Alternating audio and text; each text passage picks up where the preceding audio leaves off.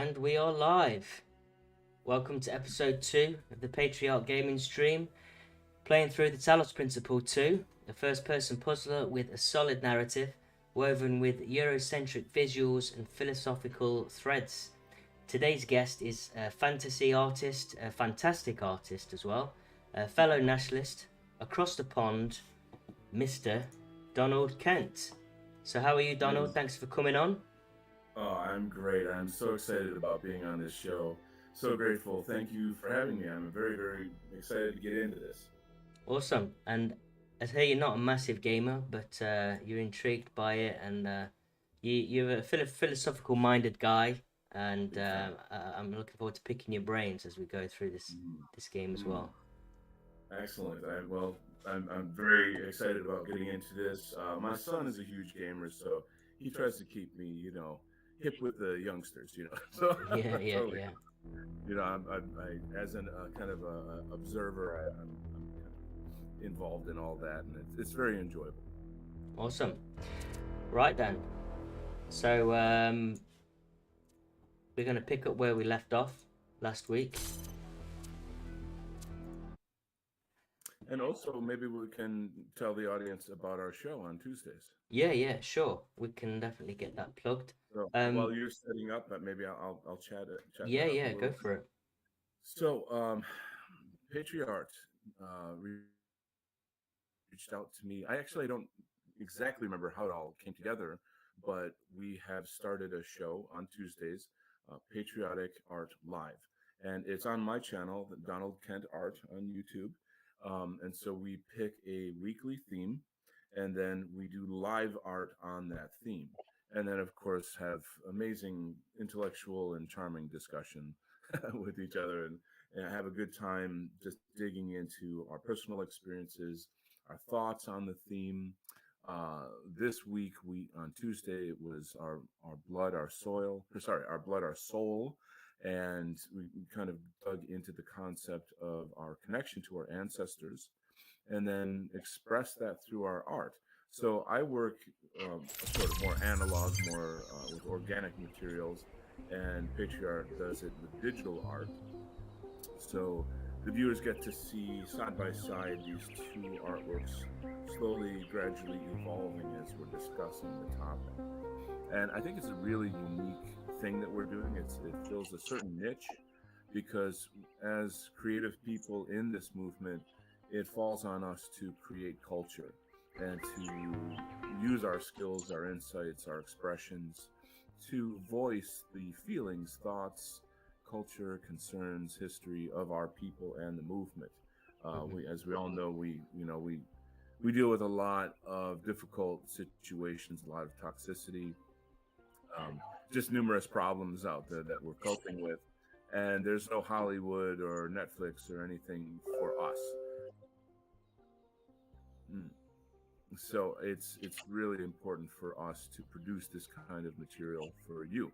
So please check out the show, Donald Kent Art on YouTube Tuesdays, and you can always, of course, catch the replay anytime. So I'm really excited to be working with Paul, Patri.Art, on this fabulous project. Yeah, so that's the Patriotic Art Live on Tuesdays, and we'll obviously be sending out some more info on that. For now, let's get back to the game. So basically, just to recap on what's gone before us, mankind has been wiped out, and all that remains is our consciousness. So far, we've solved some puzzles and made some progress within a program that was set by Elohim, the great architect. We've been born as T1000 in the New Jerusalem. Athena is a pioneer who pioneered the movement of the New Jerusalem with the new wave of human, which is basically a synthetic human, and all that remains of human is consciousness. And there's a 1000 born in the New Jerusalem, and so a figure emerged called Prometheus.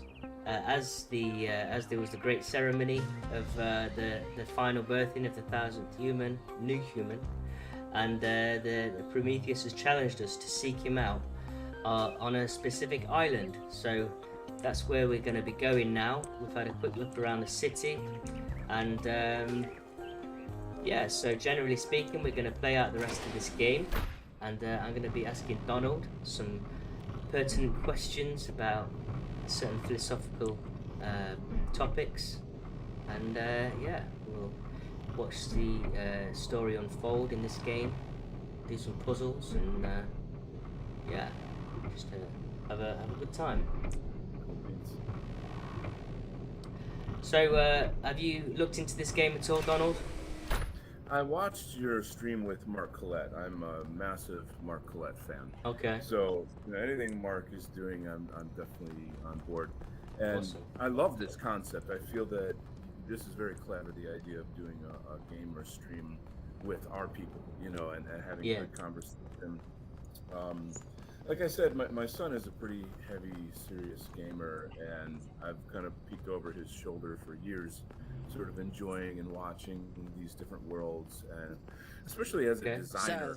What's the this verdict? stuff drives me Are we crazy. going? Like, I would just love to do game design. I mean, it's a kind of a fantasy. I think you've wanted to get into concept design. I guess Byron was pretty convincing. It'd be like being a movie star in a way. We'll see. It's like a really cool I just wonder how much of the thing city to is do. going to So, fall as apart while I'm artists, gone. These worlds just Actually, we haven't been blow our formally minds, introduced. We I'm enjoy it One a sec, lot. Donald. It's New just some Jerusalem's audio. only decent engineer. Saved you from the elevator. So nice to meet you. Okay, I'll let you know when I need an oil change. We're about to get on the helicopter We got a funny and one take over to the here. island. You think you're joking, but just wait until one of your hinges starts squeaking. Anyway, you ready to go? I am ready to go. Okay, so we're getting in the island, and we'll have plenty of time to chat on the way. Okay. Here we go. Hold on to your hats. We really need to update those language libraries. Thank you for coming along, everyone. We have a chance to make a real difference here. It's not just about what we find on that island. It's about who we want to be, as a people, as a civilization. To remind ourselves that we used to be wanderers, explorers. We used to yearn for distant We used shores to be and wanderers, dream of explorers. building new We cities. used to yearn for Let's distant see shores. if we can rekindle Let's that see if we flame a can little. rekindle that flame. All right, this is going to be a long journey, so I would like to ask you to switch to sleep mode to conserve power So until we kind of arrive take at the your island. lead on when to Nighty-night. talk. I don't wanna Yep, interrupt yep. you.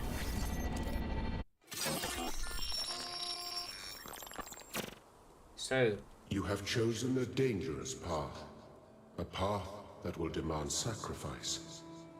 But that, my child, is how the future is built. we have chosen a dangerous path, says the Elohim. He says that, my child, is how progress is built.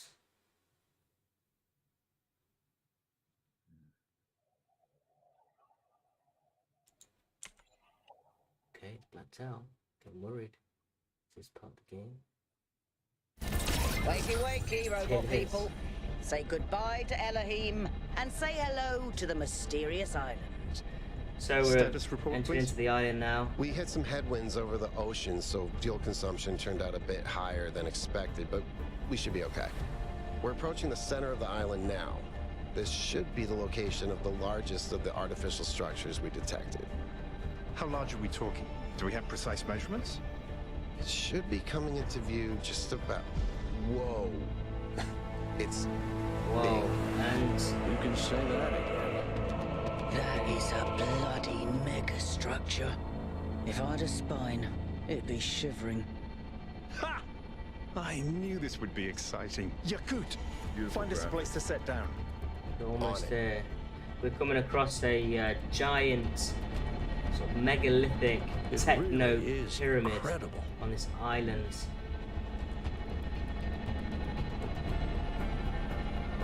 Remember to turn on streaming, everyone? Have I ever mentioned that I hate flying?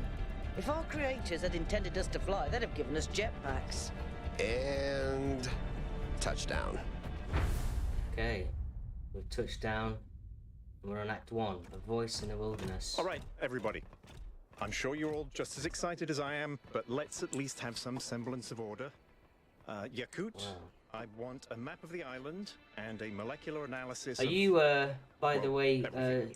watching on stream yourself, Tell me so what the you giant can pyramid sort of... does. Yeah? The Yes. rest of us will start I exploring. mean, there's a little Shouldn't lag, the of expedition course, leader stay at the but VTOL? I'm watching. Yeah. Why do you Yeah, hate yeah. fun, Al? Enjoyable. I don't hate fun. I'm just mildly suspicious of it.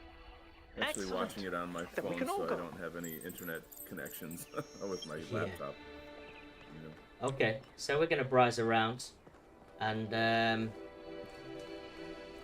just having a look at this environment. It is quite aesthetically beautiful. This underground structure seems to be part of some kind of transport system. No power, though. It's an underground I'm not system. making any We need to, promises, but I might be able to fix the transport system. However, I don't like just randomly poking at things. That's how you get electrocuted. So please check the surrounding structures to see if you can find anything that might help me make sense of this stuff. So- Schematics, blueprints, a manual would be great. So we're looking for schematics. That's our task. And at some point, I assume we're going to be heading into that megalithic pyramid, techno pyramid. Whoa. Okay, so looking for schematics. Right, so now would be a great opportunity to ask you your first question. Okay. Where are we? Yeah. So you're an artist, a very good artist. What got you into art and creativity? Thank you. Well, I've always been an artist. I was never not an artist. And how it works, for example, in art education, which I have a teaching degree, they say that all children draw and that all children are creative and that we Check out somehow these unlearn coordinates. that as we get older. And when I was very young, I don't know, 4 or 5 years old, I showed some promise in drawing. And I have an uncle who went to Pratt University in Brooklyn. It's a big art college university here. And my mom was very impressed, and she thought, "Oh, you've got your uncle's genes. You know, like you're an artist." Yeah. And I'm sure my brother drew pictures, but I don't know why I was the one that was, thought to be the artist. I guess apparently I spent hours drawing. That's what I'm told as a child. Just created worlds and worlds, and I was also very much into comic books, so that you can see as a kid how that connected. This whatever. seems different But from the also other whatever. structures. So Older. you Have a look get, around, 1K. an idea in your head. I got an idea in my head that I'm an artist. Mm-hmm. But the truth of the matter is that it's not what your parents tell you are. It's not what society tells you are. It's a kind of personality thing. Looks like they were running some sort of experiment here. And because in this world where making money and survival and all of those other things exist, why would you have a second life where you're pouring all of your time, energy, resources into creating things that you can't necessarily sell? It's because that's what an artist is. So an artist, in my view, really is a type of shaman. Society relies on us to channel ideas from another side, from another world within. So Thanks, 1K. now Let's see times what we've got change, here. cultures change, The file there's format different is the same one we ways use in New which that we Jerusalem, channel although some parts cultural aren't loading information correctly. that we express And it the crashed. identity of our people Hold on. or ourselves, There we or go. specific emotions Okay. that are existential. You know what? I'll hack love, together a death, and all of solution for those the kind of big transport topics. system. Dealing with society and the issues, politics, and struggles, etc. But that's what we do. That it's our nature to do that, and we are unique in this regard. We're kind of rare in the sense that out of 100 people, how many of them are going to be natural-born artists? So the problem is that society isn't very friendly to artists in terms of like allowing us to be what we are naturally. Yeah. So. But so just a quick run through. So I think that interest just carried on. I made friends maybe in when I was around maybe like 8, 9, 10, 11 that also liked to draw. and then that kind of carried me forward. And then I became a teenager. I got very much into music. I started learning guitar, bass, singing, writing, etc. And then I kind of added that into my repertoire of tools and abilities to express myself. And then as I got even, started going into college, I became very interested in philosophy. And then I'm getting a signal coming in. Sorry, Donald. Go ahead.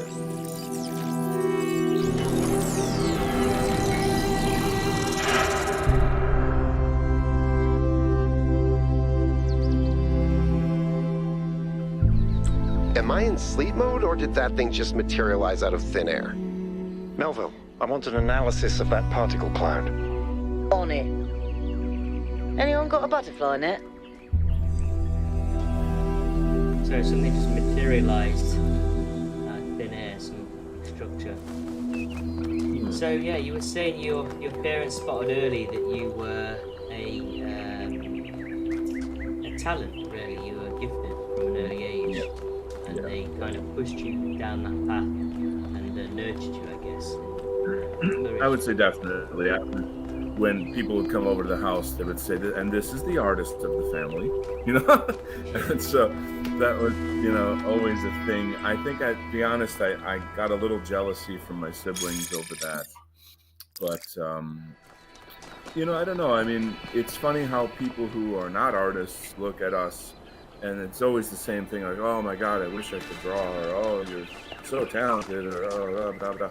And it's very weird for me to hear that. It's kind of like, you're just born this way. But the thing is, I've done thousands of hours of work to get the skills that I have. Mm-hmm. And I have many types of skills that I can do, from graphic design to Chinese landscape painting to, comic book illustration to caricature portraits.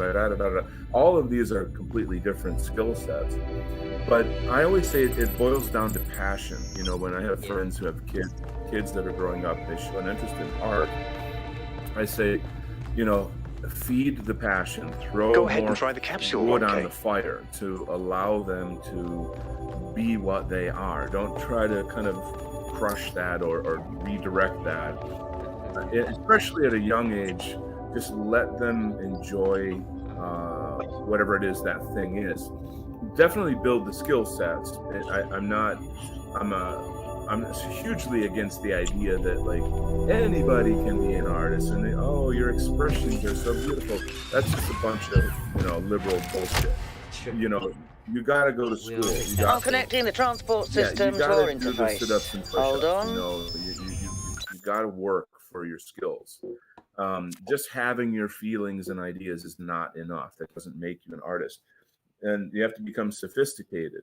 You have to have a voice. You have a style, and find your place in the world. Now, it's very, very hard because there's no sort of booklet that tells you how to do that.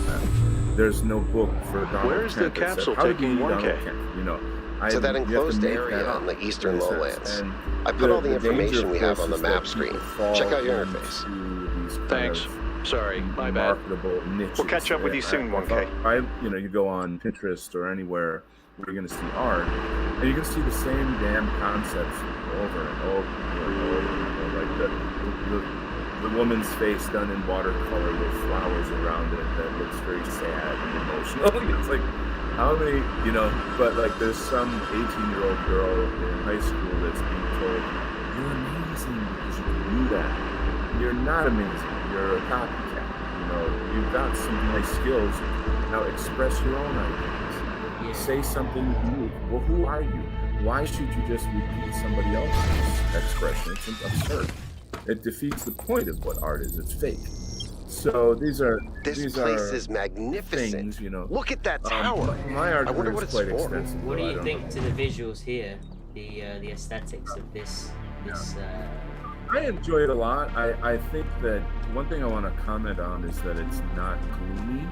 Like I think a lot of these AI robot games, dystopian worlds, are very dark and gloomy, but this one looks more utopian almost, and it's kind of like there's some aspects of it where it's envisioning a kind of European utopia, but only there's no people, you know. That's the reason, really, why I wanted to play it through. I mean, I started the first couple of hours, and then I thought, you know, this would be really good to just go through the community, just appreciate the concepts,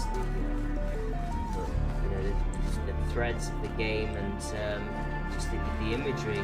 It's like timeless eras kind of encapsulated into a future utopian kind of vision. So now we're going to do some puzzles. Hopefully the delay has been fixed in time, so there's not too much difference between us. We're on stage 2 now, so can you see the purple gate? Yes, I do. You're running towards. Well, I mean, again, there's a lag in what you say and what I. Okay. But I do see the gate. Is that a puzzle? So Why would there be a puzzle? Maybe you can help me Let's with this, solve it Donald, and find out. before we get to your second question. 1K, I'm go just ahead. an artist. I have a reoccurring You are nightmare a just like logical this. and lateral thinker, and that is what is Oh, really? required, my friends. All right. Well, I Lateral hope thought. So, oh my God, my the son watches this, then he's going to be very critical of me later. reconnection is the name of this puzzle. So we've got an RGB That connector. device was not in the simulation. Okay. Now we have to open. I'm assuming we have to get this this other device, which is also a converter. We need to obtain that. By doing that first, we need to somehow power that generator. I'm assuming it's a generator or some kind of laser key. So Is what that like we a do laser before- ball? You have to open that up? Is that what you're saying? Yeah. So we'll start by trying to connect these. Can't you just shoot your way through it? Not quite. So yes, that's not working. That's not what we do. Maybe walk around a little bit more, see if there's any other items around that we might need to use as a component. Put down those other sideways Yes, there. there is a green portal there. Okay. So let's miss out the red. Yes, so basically the one that we want to unlock, the colour that we want to unlock is the colour that is excluded from the projector laser, so that's why we left that red one out. Makes sense, right? So RGB, as an artist, what does that stand for? Well, red, green, and blue. Of course, red, green and blue. So now, Primary colors. yeah, red, green and blue, and then CMYK is cyan, yellow, magenta, and A is, I think, black. Well, probably because B represents blue, but and these are also sort of like computer art design words as well. Like when you're printing, you have to print in CMYK. If you're doing web work, etc. So whatever. I'm just getting a little nerdy here. Yeah. So this was gonna be. I really like the music in this, by the way. I don't want to turn my volume up because I don't want to get like a weird echo from my interview. Have you got headphones? I'm using my phone, so I don't have the audio on my phone. Just watching it. But you're saying the objective is to open that purple gate, correct? Yeah. So we've got to open that next one, and that will be one of the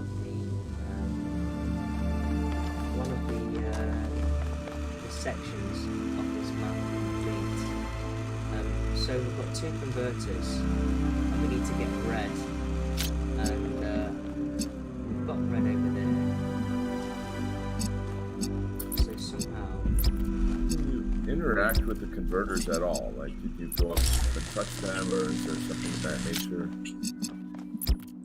Well, I think you just okay, so we need to make sure that what's projected into this converter here is a red laser. So how do we use the projectors to split the light or lasers in order for it to get a red laser output? So that is the puzzle. Well, okay, blue and red make purple, so if there's some way you can cross those lasers, that might end up solving the puzzle. I don't know if you can do that or not.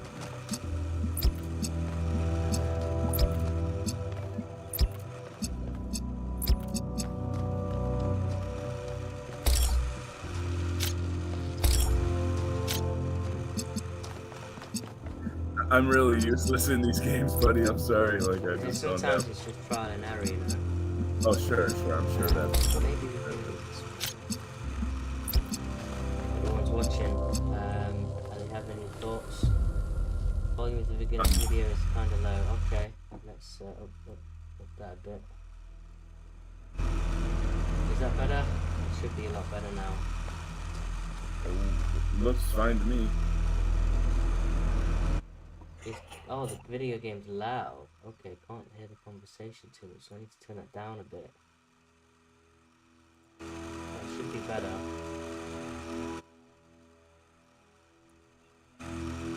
Okay. I can pontificate while you're playing with. I mean, that's pretty much all I'm good for, I guess. Okay. I mean, I could really play these through beforehand and then get really fluent with them. Right, so...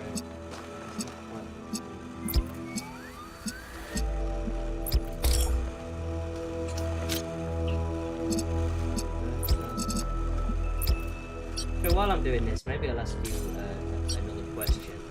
Because I'm fixing this.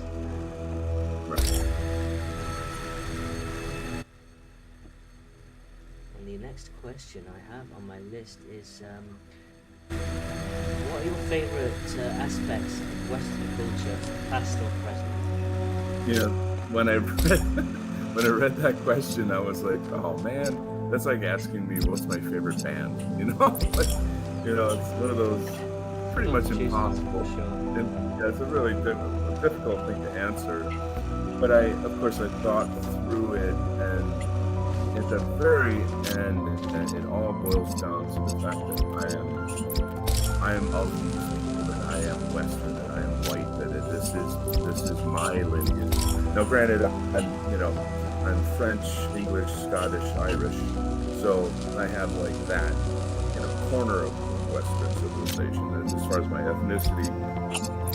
But I obviously identify with the greater historic narrative, especially now in going through the age of white genocide.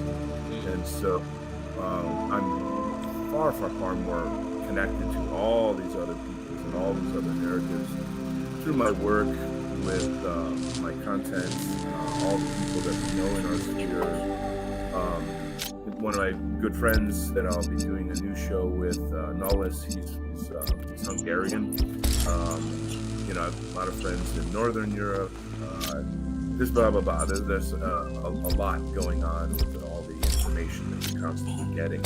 But to back out a little bit, I think the first thing that strikes me is the art and architecture. So I've never been, I like classical music, but it's not something I'm really educated on.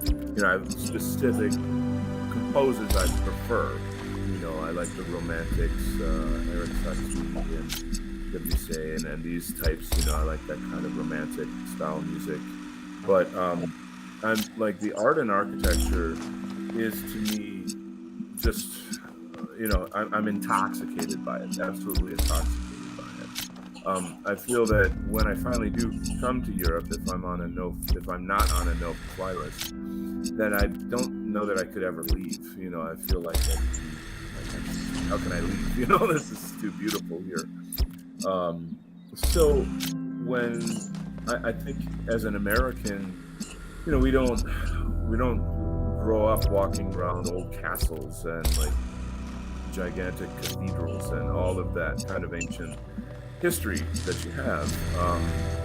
So when we do see it, it's kind of looking through a very romantic lens.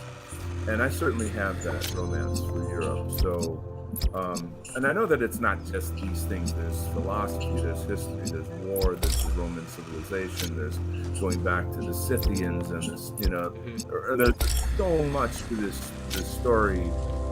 Where do you start, But I'll just say, in my lifetime as an artist, when I went to school and I started... Okay, sorry to interrupt there, but I did it. Yes. Essentially, we were splitting, and the laser and the opposite one out is necessary. So yeah, we have opened it to create a triad of different RGBs. There we are, done. Sorry, what was you saying? Oh no, I was just saying, once I took art history, I think that's where my love of Europe and Western civilization really got legs, and I... Well, there it is, right? Whoa, Art history... I'm reading an enormous energy spike. Vital It's another particle aspect cloud. of knowing who we are, and I feel that it could play a gigantic role in the remoralization, the upliftment, and the bonding of our people. It's headed for the So lake. It's obviously like a category of history, right? And we also know that, in the 20th century and up until now, that the narrative and who controls that history and what is kept and what is gotten rid of. I think the cloud's been absorbed by some sort of device. More and more in control of our Fascinating. enemies. And so, Melville? and they've Yeah. weaponized the I'll add it arts to the pile against of us weird in stuff. Western civilization. They've like torn the soul out of it. Yeah. So, for example, when I was learning in college, in my undergrad, going for a fine art degree, and of course I had to take a lot of art history classes, I was super passionate about it. I actually applied to do a summer program in Germany to study German Expressionism. Unfortunately, my college wouldn't allow me to go for whatever reason. I ended up going to Japan, and I know that leads to another question. But I was looking at the time period of the Impressionists, and they're just saying, oh, look at the Impressionists, they're so great, and they're so great. And I was like, and they kept talking about how the Impressionists were rebelling against the establishment of the day. And I was like, well, how about showing us the establishment? What are they rebelling against? And the paintings that were the established order of that time were exquisite, like amazing, phenomenal artwork that, the left essentially says, oh, that's just the old dead white men, like this kind of like anti-white male sentiment that they have. And that, it must be deconstructed, it must be destroyed, and it has to be radicalized and all this other shit. So, I kind of took my own time to, I can't tell you how many nights I spent in the library at my university. They had an enormous collection of art history books. And I just spent, like hundreds of hours going through everything and diving into that stuff that I'm not learning in class and recognizing it. At this point in my life, I don't remember all the names and dates or whatever it is. Don't test me. But I know the art, I know the look of it, I know the themes of it. And it's really who we are. It's just a continuation of our mythology, our history, our literature. So what exactly is Impressionism? What is it as an art movement? Okay. And what, I'll tell you. think? So photography happened. Like the first camera was invented, and now this is a time when technology, the Industrial Revolution, all these things are happening that are really changing Europe and the West in many regards. Of course, we've got colonies and outposts around the world, and all, this is just a certain time in our history. So with the advent of the camera, it challenged painters and artists. Looks like that, Prometheus has given us a way to circumvent some of these have puzzles. total control. So each puzzle has a when a machine Backdoor. can produce. I guess the an actual mythological Prometheus photograph. was kind of a trickster, So so that painters tracks. started to question, well, then what is painting? Well, painting is light and color. It's the medium, and so that's when so for example, if you look at Renoir, any of these type of classical Monet, they are not so much concerned about the realism of it, but rather about the energy of the light. Think of the word impression. So, like, let's say if you wore glasses and you took your glasses off, everything would be a bit blurry. You could only see an impression. So that's kind of what they were going for. That was a type of an approach to it, is to not take a photograph of it with your paintbrush, but rather to get an impression of it, and largely so it's like a minimalist attempt to. It's the beginning of minimalism. It's the beginning of deconstruction. So World War I happens. I've been playing around with this machine that absorbs the particle clouds. As far as I can tell, it uses the energy of the particles to build giant tetrominos? So like Excuse me? that whole It's another puzzle. happens, and Collect now enough it energy, becomes build a about bridge, expression. access the tower. So I think. we've already What is this, a deconstructed theme some park? aspects of painting. Maybe it's an Now experiment. we're going to take it even A rat further maze. into the point It where we have seems this thing called like fauvism, an which echo is of the wild use simulation. of color. We're using Not a deliberate extremely recreation, raw, but jarring built around the colors same and core this kind of thing. principles. Let's not You've jump to got, conclusions, though. Pointillism, What's which clear actually is that that's this going back place was the meant to be Seurat. explored. That's a type of impressionism. So let's do that. But you're starting to see as German expressionism comes into play, that things are getting more violent and kind of there's a lot more action, I guess, in the visuals. Then you've got futurism in Italy, which is almost more graphic design in the sense of the way that they recompose things. You can say that there's a relationship between that and breaking apart the picture plane, which Picasso did. And so again, it's just gradually all the pieces are coming apart up to the point where World War II is over, and then all of the so-called great artists of Europe move to America, and the New York School abstract expressionism starts. Now that's really, really where the Jews come in, and they take control of everything. They own the museums, the galleries, the finances, the art criticism. Clement Greenberg is the famous Jew who, in a sense, invented American abstract expressionism, in the sense that he's the one that popularized it through his writings. And we're entering the nuclear age. Humanity is struggling with this question of existence. The world's split in half between communism in the East and capitalism in the West. There's a whole other thing happening here. Of course, pop art starts. I always call Andy Warhol the Antichrist of art. I really feel like he's just, he's the perfect image of what our enemies want. The total deconstruction, the pulling out of the spirituality from art and turning art into a kind of Sorry, mechanized. Donald, I'm just Robert in the chat has said that the audio isn't the best, so I'm just trying to strike a balance. Okay. I mean, I'm looking at the levels in Streamlabs, and your guest audio is quite loud. Oh. Well, I'm very close to the. Should I back up from my mic? Is that why? Have you got speakers, or are you playing through headphones? No, I'm just talking straight into my laptop. But I mean, the game sound. You said it's too loud. Oh no, there's nothing but me. There's no background game.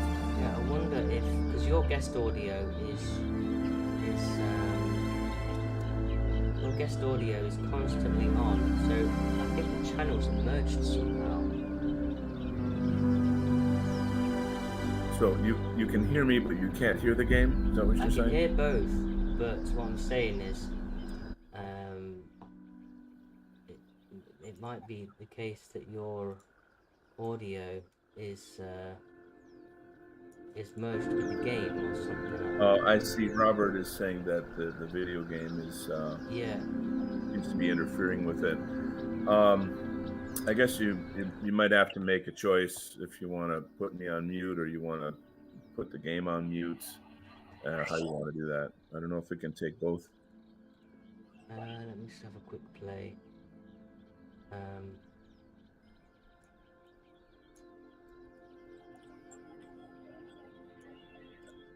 Hello, hello. I'm actually listening to it on my phone right now to give a little trial. Yeah, I'm not sure if...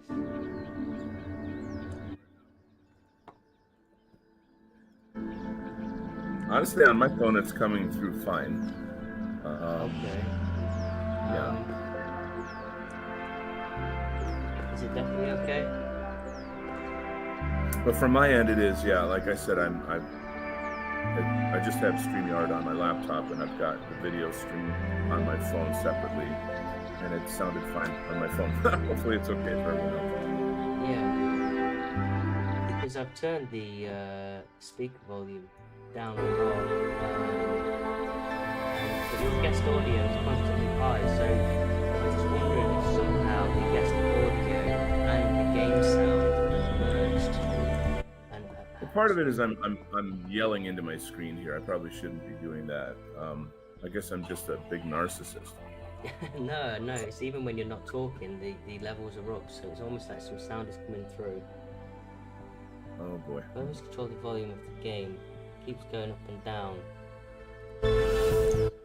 Yeah, it's because I minimize and then and then bring it back. It goes down by default. Anyway, hopefully it will be fine as it is there. And let's just continue. So Robert, the control of the volume, whoever's controlling the volume of the game, it keeps going down. So, I mean, I think there's times when you're going to want to play the game or whatever, but like so long as it's not interfering with the conversation, that should be fine. okay, so is everything all good? The level should be fine now. Can you give it the thumbs up? Game volume, Yeah. mic volume. Well, like I said, I'm going to give it a shot on my end here and see if I can hear how it comes through.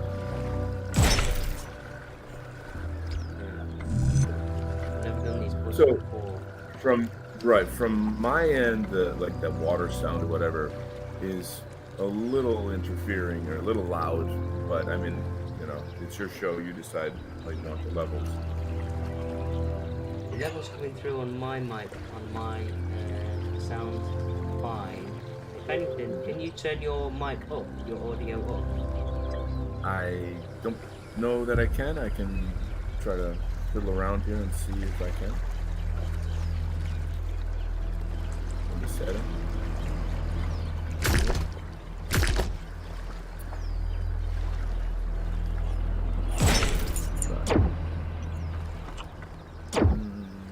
It doesn't actually have like a volume dial. So I would say no.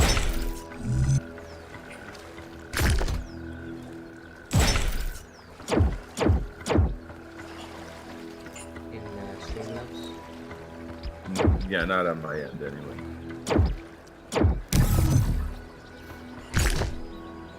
How's things coming with the game? Okay, I'm on a new puzzle, a types of puzzle that I've never seen before. It's a bit like a Tetris platform. Yeah. It looks like if you're not careful, it's going to throw you in the water. So I'm gonna turn this game sound right down, like really low. Okay. Now let's try that. Is that about right in terms of balance? Yeah. Robert's saying when there's a lot of action, it gets really loud and I can't hear anything you guys are saying. Yeah, that's what I heard on my end with the phone. Is that, for example, that watery sound is kind of interfering. I can even hear the water coming through your mic where you're speaking. Ready?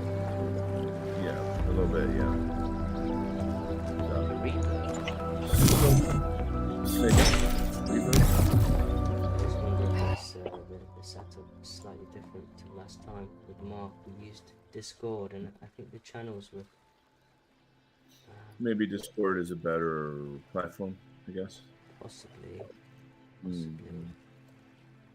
But I mean, as long as you keep the video volume down, I think the conversation should be fine. You know. But should I continue on the question, or what do you want to work with? Yeah, bear with me 1 second. Okay. Let's try that.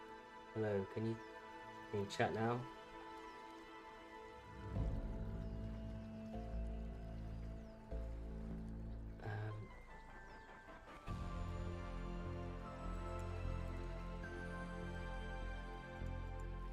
Sorry, Donald. I was still testing the. I was still testing the sound. I'm just voice on the top. Cable imports. That's what it was before.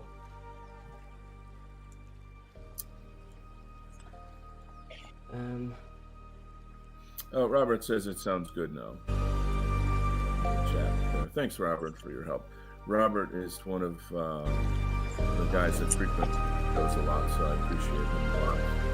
We always have a great conversation. I do a lot of live art streams as I'm doing various comic book jobs. You know, it's funny. I love comics. I do comics, but I don't sort of want to be known just as a comic book illustrator. I have a very wide array of other art, fine art. My book, Imperium Art, is at my website, kent-art.weebly.com, and you can pick that up on Amazon. It's got a pretty nice variety of illustration, fine art, and comics, plus some poetry. So that's and the work that we're doing for the Tuesday show on nationalist themes, I'm eventually going to culminate that into another book. So it's been exciting. But yeah, the question on Western civilization is just a little on the large side, but I would say as an artist, that's where I connect with it. And so I feel a sense of connection to the mythology, to the history of our people, even well beyond, being an Anglophile, and is that your main heritage and background then? English and French. I believe I'm 50% English. So, according to my family has kind of thought this through. So yeah, I would say that. I feel that one of these days I'd really like to spend a long time in England and Scotland and Ireland a bit as well, and then also explore France and have a sense of kind of like a homecoming, where I can feel out my ancestry and get reconnected to that physically, and through the people. Obviously, the difficulty with France is not knowing the language, and if I had to learn any language right now, it would be French. I'm interested in German, but I feel that being part French I'm more compelled to do that. Yeah, of course. I mean, this French and English go back a long way, especially Brittany. Oh yeah. Britannia. Yeah. I think my English is good enough now, though. So. Yeah, I think so. I'd like to think so, anyway. So I think the sound levels are just about right. We've got it in the chat. So yeah, maybe next time I'll just have to do some proper audio checks, and I assume the sound settings were going to be the same. Obviously, when I minimize, got my questions back up. This puzzle is puzzling me. I'm not exactly sure what I'm doing. What is the nature of this task? Right. Can you see the three puzzles? Maybe you can help me with this. There's three puzzles at the top. Three icons, diagrams, like Tetris blocks. geometric shapes. Can you see? Donald?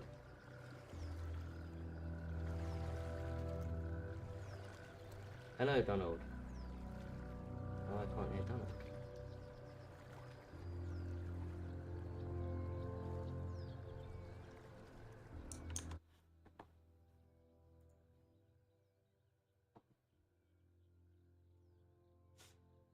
Hello. Oh, there you are. We're back again. We had a disconnect there for a Oh, minute. Sorry. I was gonna say, I thought the sound's been changed again. Yeah. I don't know.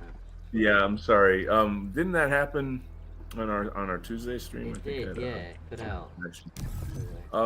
We've been having some bad weather around here recently. I don't know if that's what caused this. Maybe it's because we're overseas. You know, like when I do my live streams just with people in the States, I don't normally have that problem. So I think maybe I need to get stronger internet connections. Or maybe it's our enemies sabotaging the stream. Sure, everything, the levels were fine last time, Mark, so maybe next time we'll try something different. But even our stream on the Tuesday stream was fine, but again, that was your stream and it was different. Yeah, next time I'll just have to... No. See, my router's on the other side of the house, but I can't really... I would have to figure out a way to move things around that might have something to do with it if I can bring the router closer, because it's all Wi-Fi with the laptop. But anyway, I don't know if you want to get back into the questions.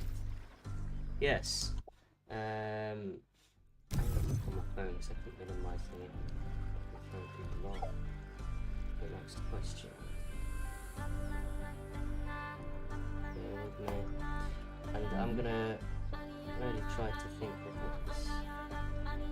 what this puzzle is. So the next question was, so you mentioned a bit about your Western culture, you know, the things you like about Western culture.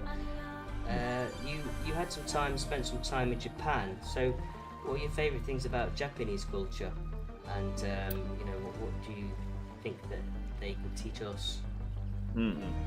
So, interestingly, right now there's a huge push to bring immigrants into Japan. The globalists are trying to take it down the way that they're taking down the West, and it's terrifying. It's a bad thing. We know about Abe being publicly assassinated a year ago by a guy who he was like a trans activist, and so unfortunately their culture is now being attacked in this regard as well. They're obviously, you know, we always think of them as like the perfect ethno-nationalist state, you know, in so many ways, which may be true, but I think a broader and more interesting way to approach this question is to look at the way that we view Japan as outsiders, as Westerners. And there's a kind of like, you know, when I went to Japan, I suppose I was, you know, kind of a Japanophile, you know, that kind of love of the culture, the intoxication that you get with all aspects of their culture, which is very charming, and that's fine. There's nothing wrong with that. I've never been a manga or anime fan. That's not the type of guy that I am. I'm more into Japanese theater, Japanese literature, film, and Zen Buddhism specifically was the real reason I went to Japan, was to study Zen Buddhism. Fortunately, my college had an exchange program, and this university in Japan had an art program, so it matched up just right. There's a university called Kansai Gaidai. It's in Osaka. In Japan, it's nationally known as maybe the most famous college for foreigners to come and study Japanese culture, etc. So it was a big deal. I was 20 years old. I went through an exchange program. It was my first time ever on an airplane, you know, and so you arrive, but you arrive with students from all countries from around the world, mostly European though. So that's where I first met British people, like English people and French people, and people from places like Latvia and stuff. So we had like a giant dorm that we all stayed in. Was that you know, I mean, university? yeah, at university in Japan for that year that I stayed there. So you're always an outsider. It's kind of, it's hard to explain. If you don't speak the language, that's one aspect of it, but it goes far, far deeper than that. I would say that the Japanese envy us, that you look at how well that they copy our culture, but yet they can't produce that culture. So what is it? Why are they obsessed with us in this way? So it's because they lack the freedom and the creativity that we have. So it's I have there's a lot of sort of Japanophiles in our sphere, etc. But actually, I would say their infatuation with the West is maybe 10 times stronger, and it's even coupled with a kind of self-loathing that the Japanese have. It'd be more of a danger to their culture if whites moved in the hundreds of thousands, because then they would be attracted to us and want to mate with us, and then lose their ethnic You get the general idea. Well, I think we're more closely related than say the blacks. Right. I mean, our values and our civilizations are on par in many, many ways, although they are extremely different from us.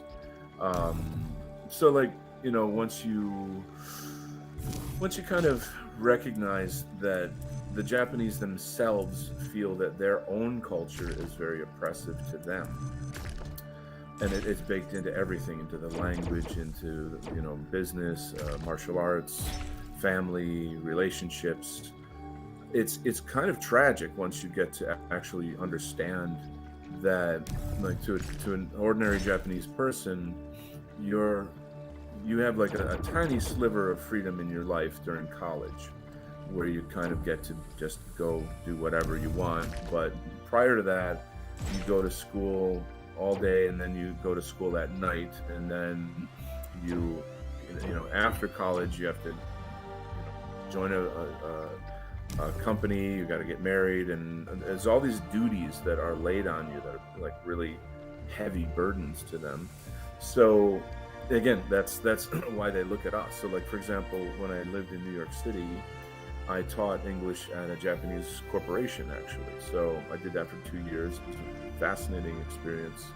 And most of my students were Japanese businessmen that were put in New York City, in the offices in New York City, and like every year or 6 months they would get switched out with other Japanese businessmen, and so they would have to come and take English classes, blah blah blah.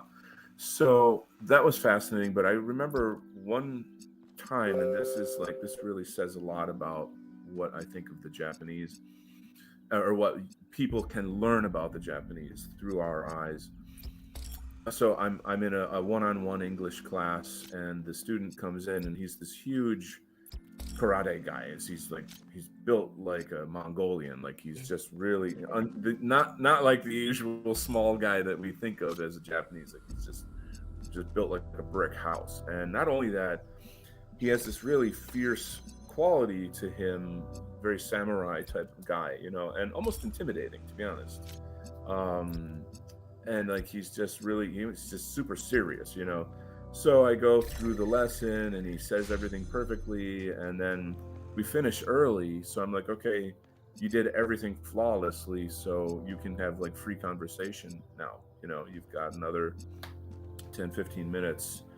What do you want to talk about? Like that. Yeah. And then the very first thing he said was, "I envy you." And I'm sitting on the other end of the table. I'm like a young guy in my 20s and living the life in New York City, having a good time. But essentially, I'm like a poor artist, though. I'm going to Kung Fu school at Shaolin Temple, having a good time. But like, this guy's super wealthy and high status and whatever. And I'm like, you envy me? Like, well, how does that make sense? From that kind of perspective. So he just looked at me and he says, "You are free. So You what is are it about free." his culture that makes him not free? So everything. If you kind of have to take a step back and look at the history of Japan as well. But here you've got an island culture. There's several islands, frankly, and then all the clans fighting and a very difficult history of survival. You've got earthquakes and typhoons. You know you this it's they've had a very difficult history in terms of survival. So what they do is they've structured their society in such a way where you as an individual are on the bottom of the priority list, that all of your duties to your family, your clan, etc., are come above that. And so when you're born into this kind of slavery to that, so that everything you do in life, you just have to do those things. And and so even today, economically and culturally, there's still all of those things are in place, and they're baked right into the language. So people, when they meet you, they want to identify quickly: how old are you married, how much money do you make, and these things, they need to know where they stand on the status scale with you in order to know how to interact with you. Now, we're aware of that. I think maybe England has a lot more of that class consciousness than Americans, of course. But I don't think we're anywhere near as plugged into that type of a rigid class system. And it's not just a class system; it's more than that. Hard to explain. But again, like you're just required to do everything you're told to do in order to keep the family face, if you will, to have the status, etc. And when you live in a homogenous society like that, there's no way to distinguish the differences between people. Everyone is pretty much the same. And so if you have a better education, you can get a better job, and therefore you're more high status. You see what I'm saying?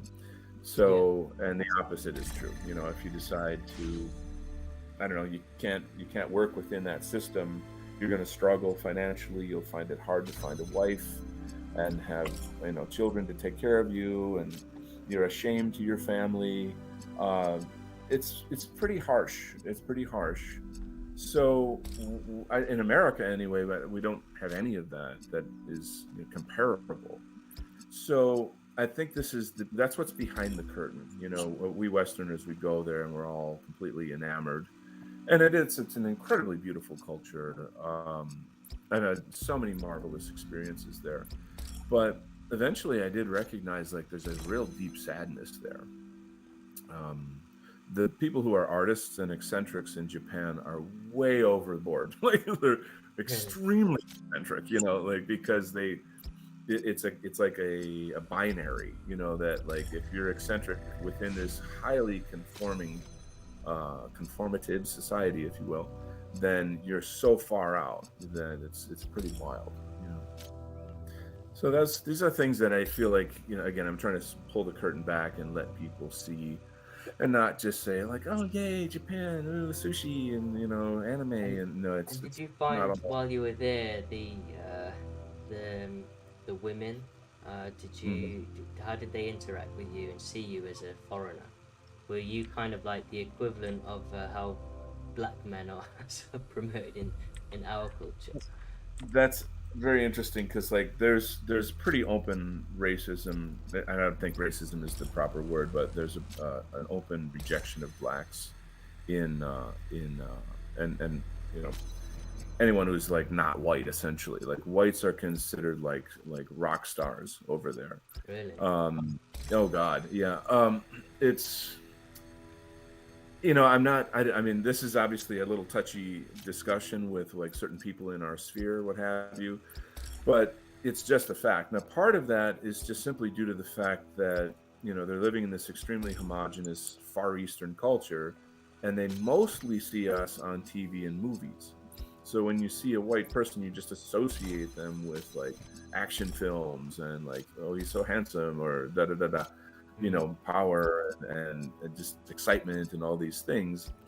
and it's a fantasy that they can't really reach or live. They can pretend it. They can, you know, have like that subculture of guys that dress up like Elvis and stuff, that like go dance in the park to like 50s music or have motorcycles. Like, you know, that's so like, it's fun, and it's, you know, it's cool and whatever, fun for them. Although for us, it seems totally bizarre.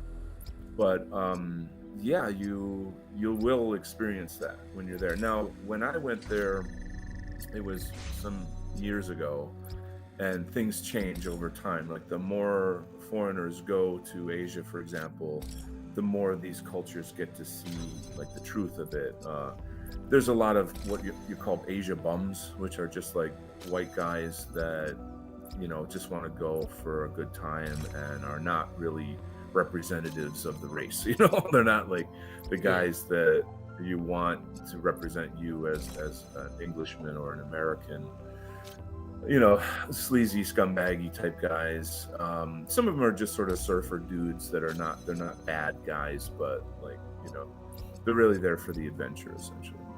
Now, then you've got the corporate types, but that's a whole other topic. But I don't know if am I answering your question?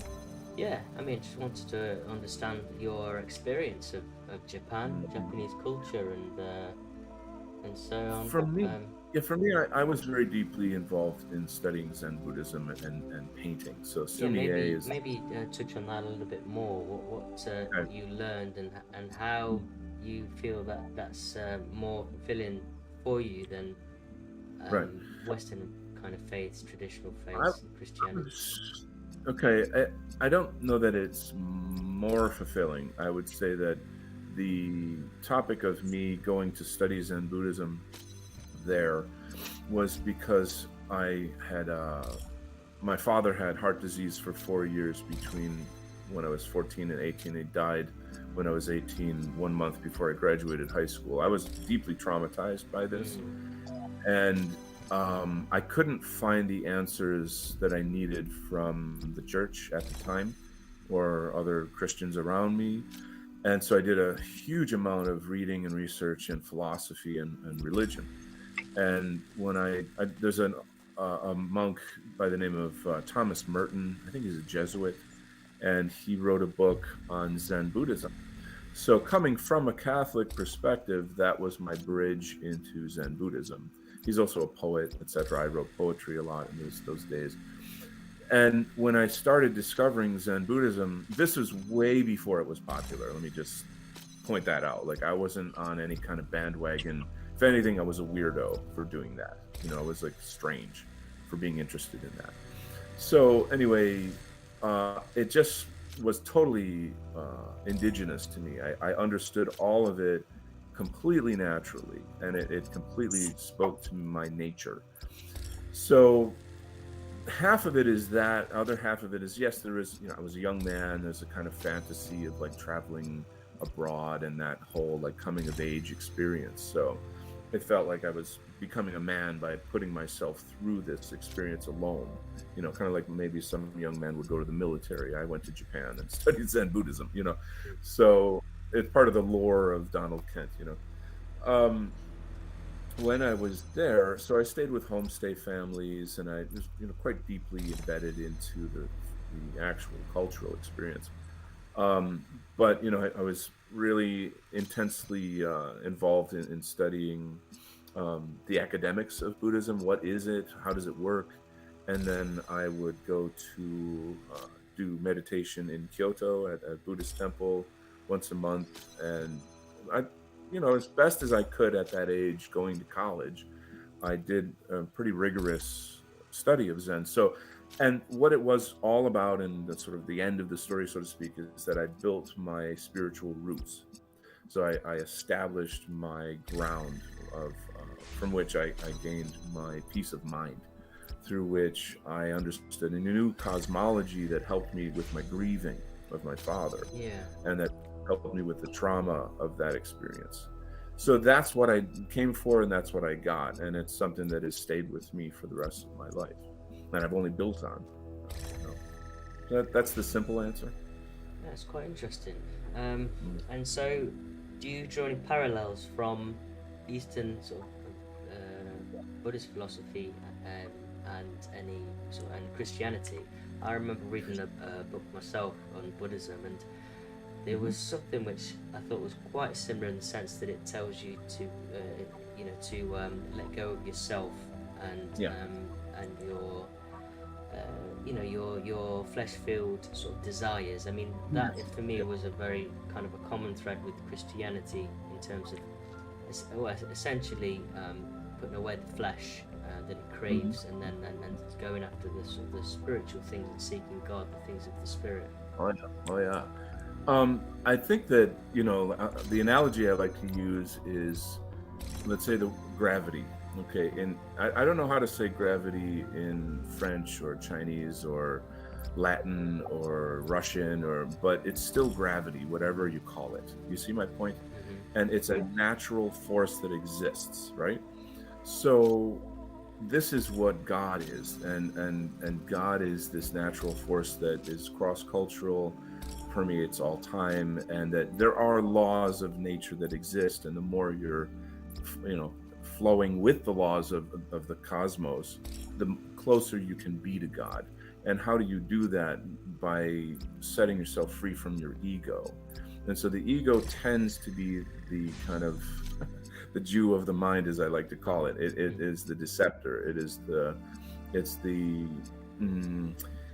the prism of all these different changeable factors that come together to create the illusion of self. You are not an illusion. You are, it's an odd thing to say. It's kind of like, if you shine light through a glass of water, it'll bend the light, right? So does it exist or does it not, right? All these things, the perception of the mind, it's a big topic. So it's very difficult to answer this simply, but I think that the parallels between these two things is how I would say that Buddhism taught me the technology to become closer to God.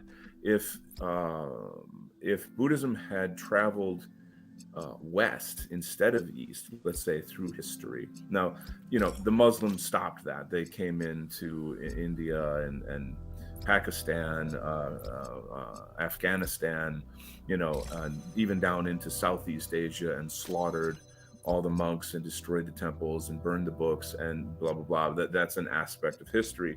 But if somehow Buddhism had traveled to Europe, it would have a very Christian flavor to it. There would be some kind of Christian Buddhism, or Buddhist Christianity, if you will. It's a type of water that just takes the form of the glass that it's in, if that makes sense, So I think that, I would argue that Christians can supercharge their Christianity by practicing Zen, for example. And Zen is just a Japanese word for meditation. Well, what kind of meditation? How do you do it, and what's it for? And so that's very Buddhist right there. That question. Does that help? Yeah, it's definitely an experience that obviously we've not had. But yeah, prayer is, definitely kind of likened to meditation. I think also the rosary puzzle, by the way. I'm sorry. I'm really perplexed by this puzzle. Oh. It's two converters. I did it before, like in the first 2 hours. Probably because you got me in a Zen state. Just sort of like going around in loops in my head. Yes. I'm distracting you. And tell you what, if you can get your robot to just sit down and like count his breaths for like, no, I'm kidding. But yeah. So while I'm kind of faffing about on this, we'll go to the next question. So while you're in Japanese culture, the martial arts are sort of synonymous with those regions, aren't they? They kind of popularized karate, and obviously Muay Thai comes from Thailand, which is near Japan, I guess, nearer than the West anyway. So what's your experience of martial arts, and what kind of fostered that love of yours for martial arts? It's a couple things that converged at one time. So back in the day when I was going to Japan, etc., I was a young art student, kind of long hair type, hippie-ish type guy who was just very passive and very sensitive and not, worldly, and these experiences make you grow. I was deeply, deeply interested, obviously, in Zen Buddhism. And when I was in Japan, I became friends with a guy, an American guy who studied karate and Aikido. And then he was like, dude, don't you know that like Buddhism and martial arts are deeply entwined? And that just like lit my head on fire. I was like, oh my God, really? I didn't know that. I thought it was just about doing violence on people, like I didn't see, I had no idea. So I was quite fascinated. But still, I didn't have the impulse towards it. Okay. So I came back to America, back to school, living in the city, and then something very, very, very terrible happened. I was the victim of a home invasion in the apartment that I had, and I got brutalized, and I had to call the police, and this was a very horrible experience. And through that experience, it occurred to me, I will never let anybody do this to me again. I will never, ever allow anybody to do this to me again. And I'm studying martial arts now, so that is actually what sort of knocked me out of that kind of hippy dippy mentality that I had at that time. So that's a very rough way to get into it. I mean, I don't think most people do that way. Perhaps some people do. I think a lot of even like if you follow MMA, for example, George St. Pierre, one of the greatest MMA fighters of all time, he got into MMA or just to defend himself. He didn't want to be bullied anymore. Yeah. Well, there you go. I mean, that's fair enough. And I guess I will say I've heard of things of that nature. But so I opened up my college newspaper, and I happened to find an advertisement for Jeet Kune Do, which is Bruce Lee's style of martial arts. It's essentially a martial art. It's more of a martial art philosophy, because he just borrowed from different martial arts and kind of mixed it together in his own style through his philosophy. Jeet Kune Do is Cantonese for the way of the intercepting fist. So, again, not knowing anything about martial arts, the classes were affordable for a college kid, and it was nearby, whatever, and bang, I did that. So the cool thing about that is the teacher had a different style. There was no, he didn't have to buy belts and go through tests and all this BS. None of that Mick martial arts type stuff. Mm-hmm. He was like, okay, half hour of training and then an hour of sparring. So like, I mean, there's no better. You want to learn to swim? Okay, push right in the pool. Like it just shoved me right in the pool. And there is a gigantic psychological dimension to martial arts and fighting, basically. It's about fear, fear of getting hurt, fear of hurting another person. And again, with my background, that was quite a jump. I wasn't, I always had this kind of like Buddhist philosophy of do no harm, but there's another side of that, and take no shit is the other side, right? Do no harm, take no shit. So I started getting into the connection between, martial arts and my studies, and getting better and better and better at all of these Jeet Kune Do techniques, the philosophy of it, until a year later, I beat my instructor in sparring. Really? Yeah. I mean, how long did that take? A year, you say? A year, yeah. I like almost knocked him out, and so that's when I realized I'm ready to move on. Now, at the time, I had heard about the Shaolin monks that moved to New York City, and that they were starting schools there, and I had already, I've been reading like the martial arts magazines about it, and I used to go to New York on and off, when I had time and money, just for the fun of it and whatever. So I went and visited the temple, this and that, and I just set it in my mind, I'm moving to New York to join Shaolin Temple. I'm going to take the next level. And this Shaolin is like the Oxford of martial arts, of Kung Fu specifically, I should say, all martial arts, specifically Chinese martial arts. It's like the Harvard or the Oxford of Chinese martial arts. It's extremely high level. I could go on blathering about it, but, and so, you know, you've got a Shaolin monk who is the teacher, you know, and that's not just Kung Fu he's teaching, but he's teaching Qigong, which is that energy work. I don't know if your audience is familiar with that. This is, on the one hand, you can use it to heal people, and on the other hand, you can use it to kill people. You know, so it's about focusing and using the electromagnetic energy in your body, Right. and in nature. So that's a gigantic discussion in itself. But so for 3 years, I did that very, very deeply. It was at school like almost 5 nights a week. The deal with the monk there was that I would teach him English and he would teach me Kung Fu, so I got free classes. And then, of course, I'm developing a deep relationship with him, learning Buddhism, just on and on, all these aspects. And then How did he how did he take you beating him? Oh, not the Shaolin monk. I definitely did not beat him. I could not beat him. He's a Shaolin monk. But my Jeet Kune Do instructor, he didn't take it well. The specific technique I used on him was a spinning back fist to the jaw, which you're a martial artist and you know how powerful that can be. It's quite bad to get hit like that. You know, of course, knocked him to the ground, and he was checking his head like, do I need to call an ambulance? Like, is anything broken? You know, like that was sort of how it was. Scary for a minute there, to be honest. I was like, oh shit, you know, because it's only 1 year is really not a lot of time doing martial arts, and the less you know, the more dangerous you are in terms of accidents.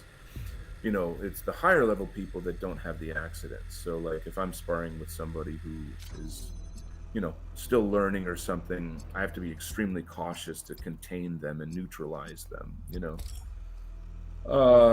But yeah, I mean, it was, you know, a little bit of an ego shot for this guy. He was like, okay, class is over. You know, like that was the end of the day. And then I just was like, I don't need this anymore. I can move on. But it's really, and then I came back from, okay, so after Shaolin, I thought, what's next? And so I moved to Taiwan, and I lived with a Tai Chi master in a homestay setting. I studied long fist Kung Fu. After 4 years in Taiwan, I moved back to America.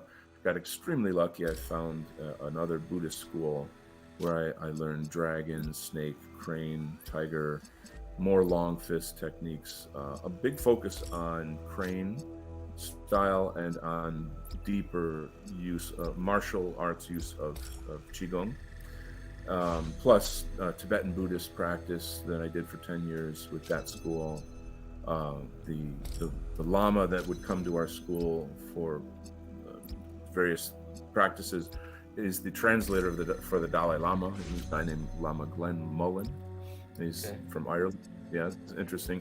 Anyway, that's all just fun lore, you know, I guess. But then during that time, I became friends with a guy who was a Wing Chun teacher. Now, you know what Wing Chun is. The audience, I don't expect them to know, but it's a style of martial arts from southern China. It's said to be created by a woman, and it combines snake and crane Kung Fu, and then it sort of simplifies them. It boils those styles down and merges them into something very, very simple and tight.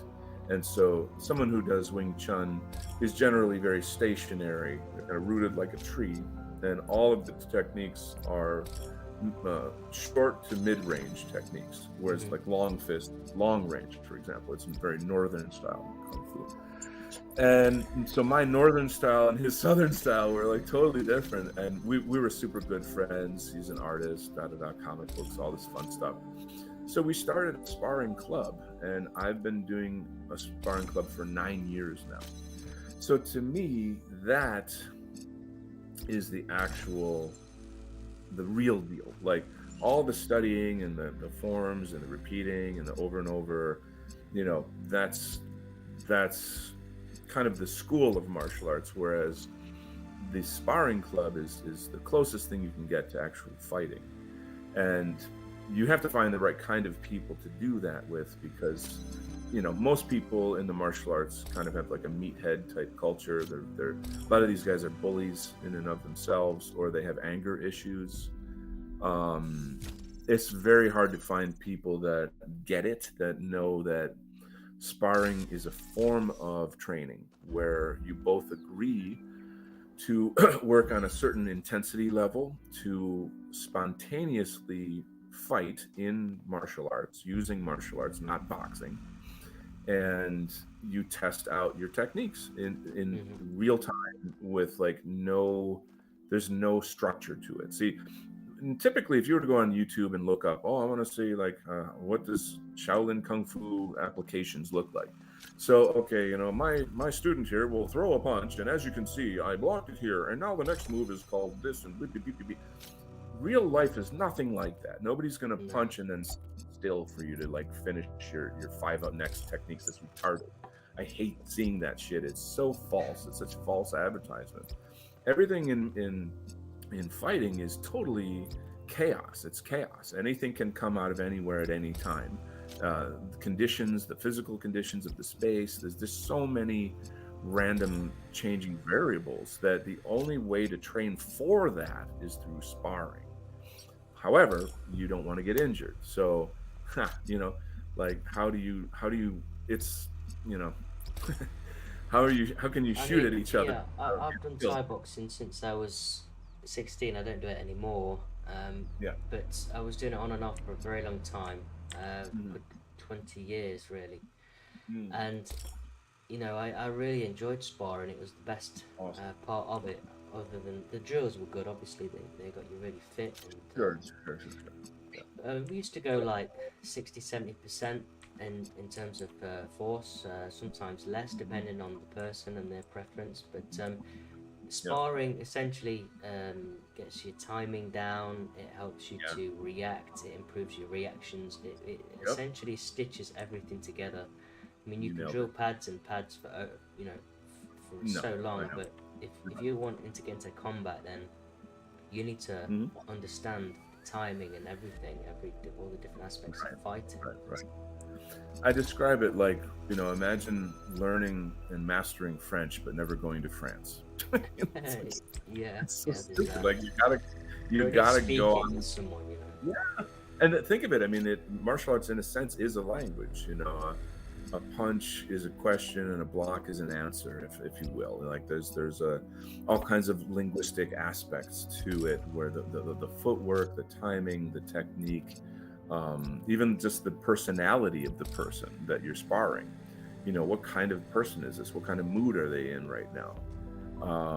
Is this one of these sort of more intellectual persons? Is this guy just a bull? Is he a bear? Is he just he's gonna throw himself at me? How much finesse is going on here? And so through sparring for 9 years with many different types of martial artists, I've in the crucible of that, I've come up with my own kind of approach that covers the widest amount of possibilities that I think one can have. And it's you'll never have the full picture. You have to just constantly work on it. But that's a big topic. Yeah, training. But you still spar actively at the moment? Yeah, since it's winter, I've been sparring in the park with my group, and the winter's kind of shut it down a bit. We haven't been able to find an indoor space, so I'm kind of, I feel bad about that.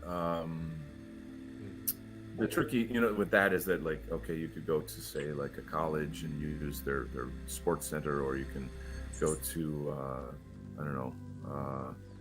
one of these community centers and and so there's just all these factors that haven't really been working out for us. Ironically, the one community center my sparring partner wants to go to is a Jewish community center. Ooh, and spicy. I did go That was like super. Is it underground in some tunnels? Yeah. So you had to go in through the tunnels. I think like and- mattresses on the floor to make I sure was you're gonna say, safe. like, what's up? You What's stained up with all mattresses and these baby high chairs and like in case you get injured, you can sit in the high chair. I kept hearing Hava Nagila in the background. I'm like, what's going on with this? So anyway, no. But it was creepy. I did go once, and they make you give you all your information, and I lied. I'm writing down false email addresses and various shit. And then I noticed that as you go through the different areas of the building, they have these doors that automatically lock. Like they have like a central control area where they can like trap you in the building. I'm like, what the fuck is this? Wow. Like creepy as shit. Cameras everywhere. I'm like, this is not a normal community center. I mean, I don't know what it's like in the UK or whatever, but like, it just was creepy. There are a and lot of weird. cameras in the UK actually on the roads, especially like. Yeah. A lot of what cameras? There's, You said? Oh, yeah, there's a lot of cameras. We kind of Surveillance. don't notice them anymore, but they're there watching. It's a problem. I'm But super sick on this, and I don't think my head in its state right now is going to get through this. It's one of those things, it's like a creative puzzle, when you're doing an art piece and you're looking at it, you think, I can't think what to do with this. And it's the same thing sometimes on a puzzle. I literally solved it before in 5 minutes, and I can't get my head around the sort of the lateral thought process necessary to get past this right now. So I'm gonna roam around, and we can move on to the next questions. And a little bit deeper and similar to what we've touched on last week with Mark, but we're moving towards a world which is focused on AI, and so that brings into question, can AI be sentient? And so firstly, kicking off that sort of realm of thought, what is consciousness? What do you think consciousness is? Consciousness is God. So it's the source of all being. God is the sum of all consciousness. And without consciousness, there's no life. Therefore, AI will never be sentient unless God decides to give it a soul. And there you go. That is interesting. And as we spoke about that, the game crashed. Wild. Maybe. Wild. That was totally wild, Maybe. man. Oh my God is God. trying to tell us something. That right there, my man, is a bit of manifestation. That is so wild. That is so beautiful. I mean, it's really asking us to stop and pay attention. So elaborate. Maybe we'll just talk on this black screen, because I was kind of at the end of my tether on that puzzle anyway. So you summed it up in a nutshell. AI... Yeah, you summed it up in a nutshell that consciousness is God. And I guess I haven't thought too much on that, but I guess that's more of an esoteric teaching that we are kind of part of that Godhead as well. And I mean, from a Christian perspective, I wouldn't necessarily agree with that. I would say that God is a separate personage, and we are created in that image as a separate representation of. But that said, do you believe that AI could ever be conscious? So that would assume that God is encapsulated and AI becomes part of that. Well, I think an interesting thing to tell you, and this is going to trip out your audience. It's sort of like get your crash helmets on for this one. And you can take it with a grain of salt, because it's just information I'm passing on. It's not something I can't prove this. I tend to believe it based on a variety of factors that would take too long to explain. But within the UFO community, they talk about, I'm not sure what to call it even, but that there is an AI intelligence that is behind the transhumanist movement, and that it's kind of the very end of the rabbit hole. At the very very end of the rabbit hole, all of these aspects of AI, robotics, Neuralink, all of it, everything that exists to gradually, slowly merge humanity with robotics and AI, etc., technology. All of that is a form of slavery, and that there is an extraterrestrial entity that is a kind of intelligence, perhaps a kind of sentience. It's a kind of sentience, but does it have a soul? Is it created by God? And the answer is no. And so where I'm going with this is, and I'm just passing on information I'm aware of here. I'm not trying to convince anyone. I could perhaps, lead you down that rabbit hole. You can go research it yourself. But it's ultimately about total enslavement, and like to cut man off from God biologically. So, but even spiritually. So I know as a Christian you don't believe in reincarnation, but the point is that if humanity were to become transhuman, that when we die, we would be reborn back into the slave plantation of what is literally portrayed in your video game. Hmm. And so that brings up the question, like, what is this fascination with man creating an image of himself as a robot? um, AI and robotics are merging and will continue to merge until robots themselves appear to be sentient, even though they're extraordinarily sophisticated puppets, and that, but at some point they become autonomous. They become like what do they call it? The singularity. They become self-aware, and then they can and probably will take over. So there's massive dangers involved in this, but the greatest danger is our human soul. And that I'm saying from the perspective of the information coming from the UFO community. So again, I know that that's way off the charts for the average person and definitely people in our movement. However, I think There was an organization that I've heard talks and videos about, and there was some form of developers or coders or part of some program, and they spoke quite openly actually about being in touch with certain types of artificial intelligence that were kind of coming through and speaking to them, but they were more involved with some of these. I forget exactly what they're called.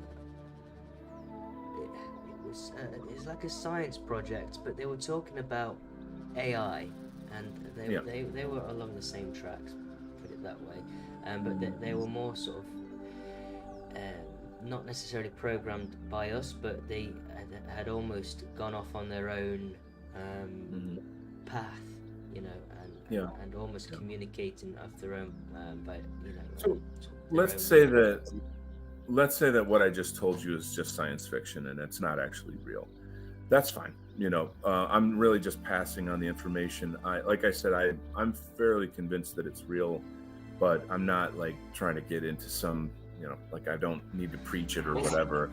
I'm more concerned with just getting down to transhumanism now, and looking at the World Economic Forum talking about openly talking about humans are hackable animals, like some like gay that Jew. Yuri guy, what's his name? Some gay Yuri Jew can decide that the future of humanity's evolution. If you take our theme from Tuesday about our blood is our soul, I've come to an understanding of what our soul actually is, and our soul is our genome, our being, our Yes. physical form that encapsulates the spirit, which is that sort of thread of consciousness which interacts with the environment and is also kind of governed by our soul as well, by our impulses, and our ancestors kind of give us our traits, our abilities, our perceptions, and so on.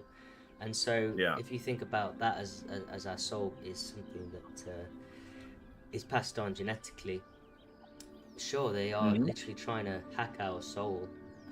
Yeah. And so I can find some common ground with your sort of ideas on that for sure. Yeah. Obviously, And I agree still, with you on the DNA. I think that we have to like really, really, really recognize that our DNA is sacred and a very, very, very, very critical, essential aspect of everything. And so, but the problem, I mean, when you see globalists getting into, designing like diseases that specifically kill white people or that are meant to lower the population, all of this genetic science that's being weaponized, etc. It's what's the point? What is the instinct here? Oh, well, we're going to cure diseases. Bullshit. You're just, this is like fuckery. You're going down an evil path that you shouldn't go down, and then, well, but it's playing God, isn't it? It highlights the importance of our DNA. You see what I'm saying?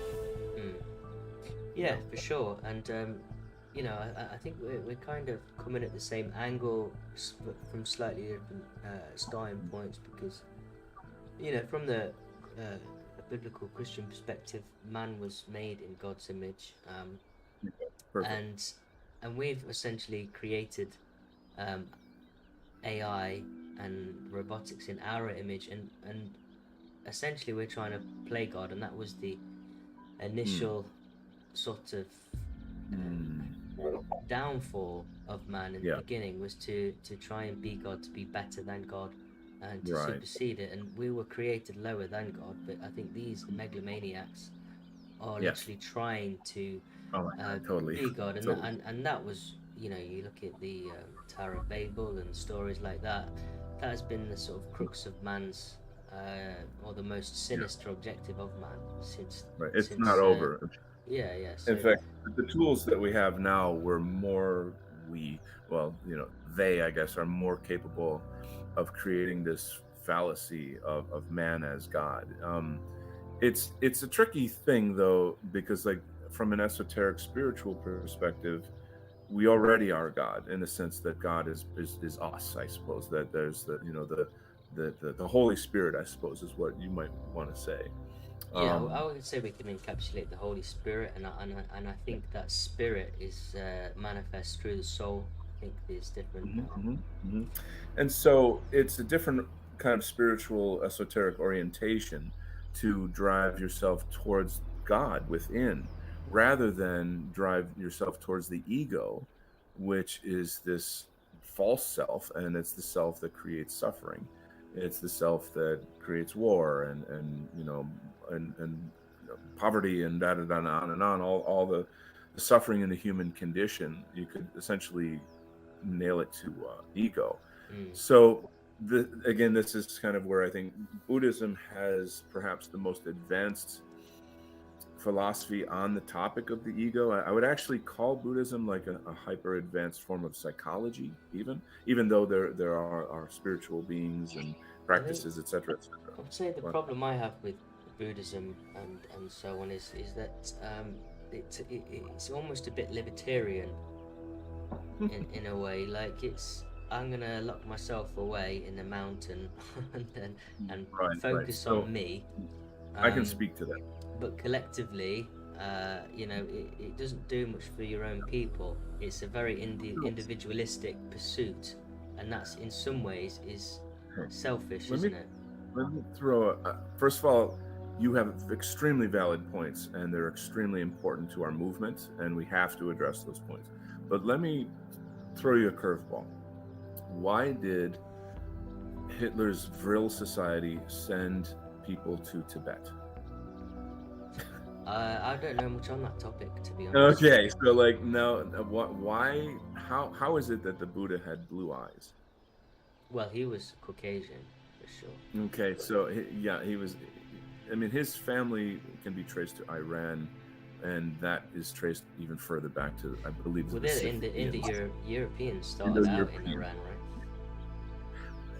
we're talking about 3,000 years ago. Like people migrate, things change. Yeah, of The course. fact that Buddhism today is considered an Asian religion is just packaging.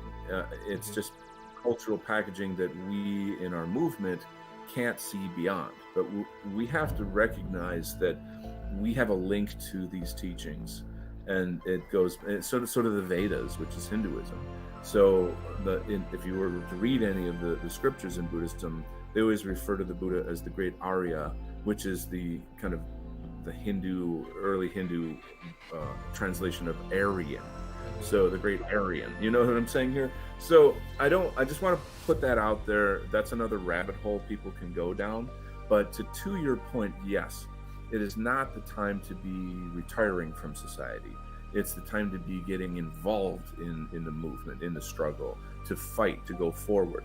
And here's a good example of that. When I went to Shaolin Temple, here I have a Buddhist monk from China, a 34th generation monk in the temple that created Zen Buddhism, and I'm saying, you're teaching us how to maim and kill people. Like, what? How does that align with Buddhism? Like, we're supposed to be nonviolent, we're supposed to know about karma, and then And then, he's like, that's a very good question, and here's the answer. If we did not become martial, then the Buddhist teaching would have disappeared through civil wars long, long, long ago. And so in order to protect the what's called the Dharma, or the Buddhist teaching, and you could maybe apply this to, say, Christianity. In order to save Christianity, you must become warriors now in order to stop another church from being burned down, in order to stop politicians from invading your country with Muslims, and on and on and on and on. So that's the phase of where we are in terms of like spirituality. It's the spirituality that is, in a sense, the sword and the shield.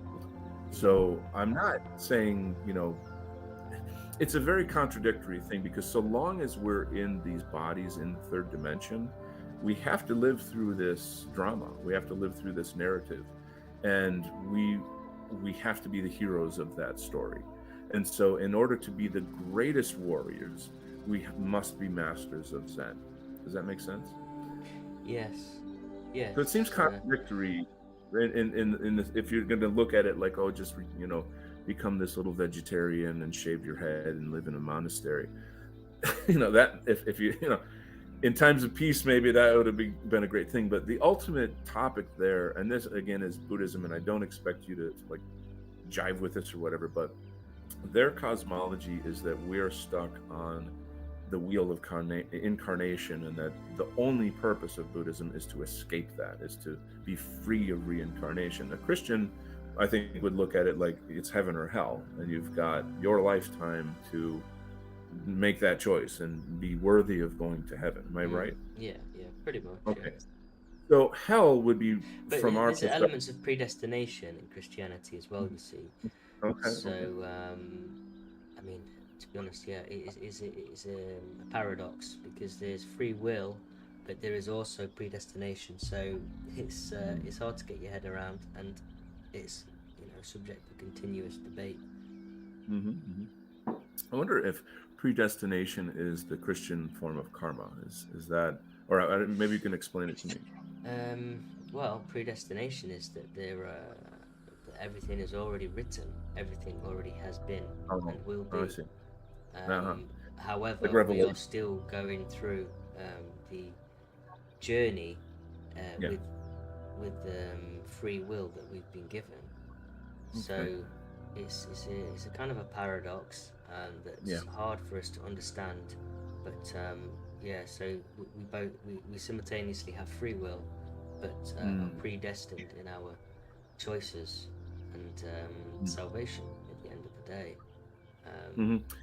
So one's personal salvation is in the end the ultimate goal, I guess. Like in Buddhism, your salvation means you're not going to be reborn again. You would want to merge. So nirvana, from my perspective, is God, in the sense that it's you're merging totally with God forever. You're never reborn into any of the realms of man, ghost, demon, demigod, titan, whatever, extraterrestrial. You're just merged forever with God. Mhm. So, I mean, what is heaven? And perhaps that's a very different conception of salvation. Well, yeah, I guess it is a union with God, being in God's presence, the being in the presence of God, and um, I think, I think there's an element of consciousness as well. Mhm. You will be conscious, and I think likewise the inverse of that is, if you the hell would be the absence of God and Separation from God. darkness, separation from God, and Right. True. so that kind of echoes, whether it's for eternity or not, I don't know, but Mm-hmm. I remember I was going to do an art piece years ago, and I was more sort of your train of thought, because I had a long time away from Christianity, actually.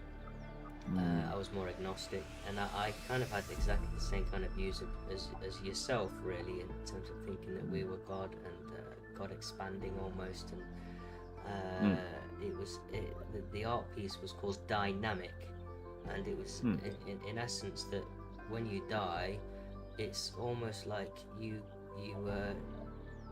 pave your path based on your state of mind, state of being, and it's at that moment of separation from the from this world that you have predefined your channel for where you're going to end up afterwards, and it's all through consequent choices and so on, which is kind of similar to the afterlife, but I don't think it's I think Christianity is A question. more nuanced. I have a question for you. As a Christian, where were you, or what were you before you were born?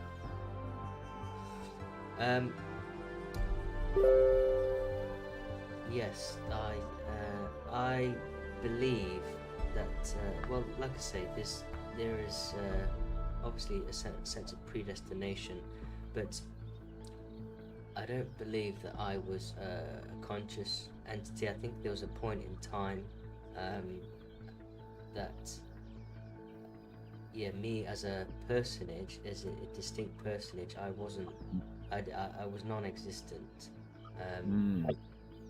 So there was the spirit of God and the life force, which there's the soul. Because I mean, how can your spirit be defined or characterized without the soul?